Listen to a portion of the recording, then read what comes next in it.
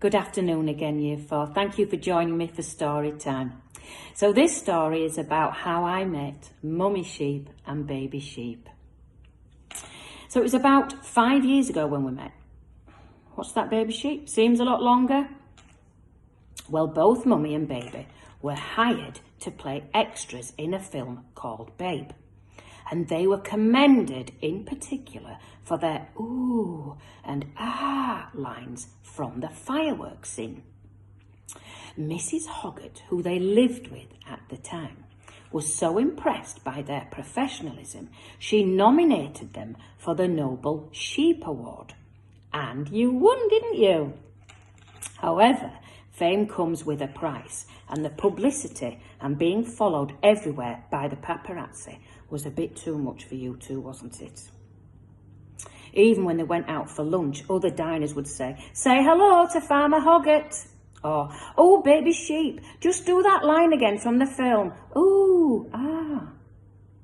But one day, when a boy who was being especially rude and seemed to have his finger permanently stuffed up his nose started chanting, mint sauce, you both decided it was time to retire from the limelight. Soon after that, Mrs. Hoggart, who is my friend, sent me an email, which was very heart-wrenching and endearing. And it said, Mrs. D, look after Mummy and Baby Sheep, from Mrs. Hoggart. Well, my mind was made up in that instant, and I was just about to text a reply when there was a loud knock on the door. Guess who it was? Yes, the new inmates. I mean residents of the Donnelly residence had arrived, hadn't you? So apart from a few perhaps incidents, which we don't talk about often, we've been left alone. We have quite a calming life, don't we? Mainly watching reruns of Wallace and Gromit as Baby Sheep. She doesn't like me to say this, but she's in love with Shaun the Sheep, aren't you? Also on Saturday nights, we have Cinema Night, where we watch reruns of Babe and Babe 2, where they discuss how brilliant they were as actors. And Mummy Sheep always insists that we take turns in saying the famous lines, ooh, ah, and have to choose who is best, don't you? And of course, it's always them. So even though Donkey and Baddington and Giraffe all try their best, the sheep always seem to do it better.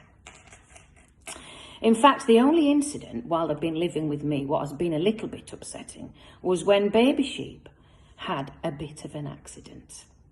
Some of the stitching in her feet, there's her little feet here, came loose, as we used to have some pet rats, and one of the rats was beautiful, and she was called Hattie.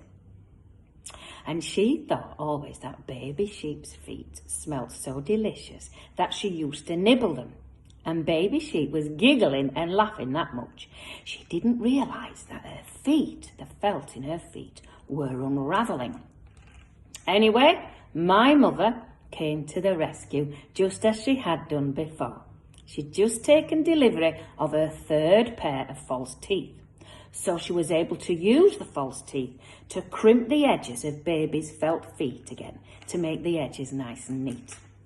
It looked quite professional, actually. So at the moment, the sheep, like everyone else in this household, are venturing forth to be entrepreneurs, aren't you?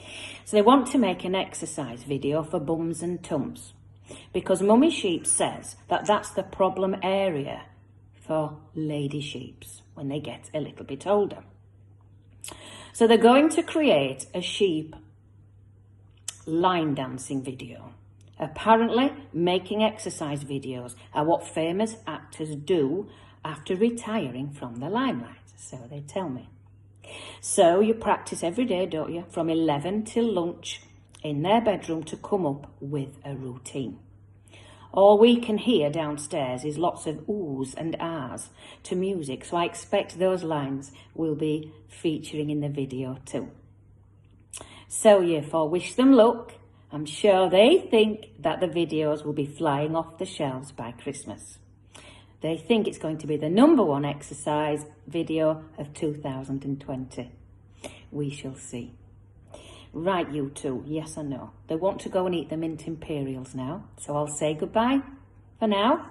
Goodbye from Baby Sheep, goodbye from Mummy Sheep, and I'll talk to you tomorrow. Bye for now.